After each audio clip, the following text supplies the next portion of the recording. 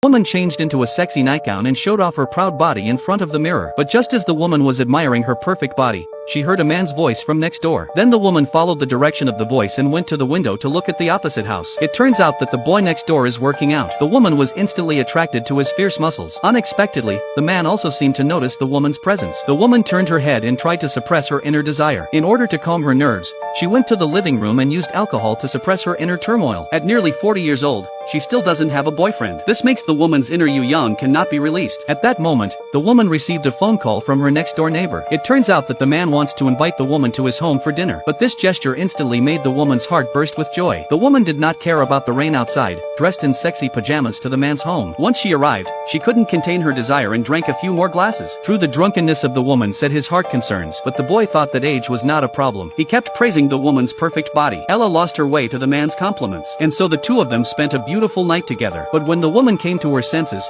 she didn't know what to do. As much as she liked Mark, she couldn't be with him. Mark was a bit anxious and told Ella to stop worrying about what other people thought and to be happy as long as they were happy. However, no matter what he said, Ella's attitude was very firm. But Ella didn't realize that Mark's love for her wasn't just a whim. In order to get close to her, Mark even transferred to her class. The moment she saw Mark, Ella was stunned. She rushed to catch up with the headmaster and hoped that Mark would be transferred to another class. Instead, the director said that Mark's grades were good and that it would be better for Mark to stay in her class. Ella's heart was full of reluctance, but there was nothing she could do about it. What she didn't expect was that Mark would send her flowers in the open.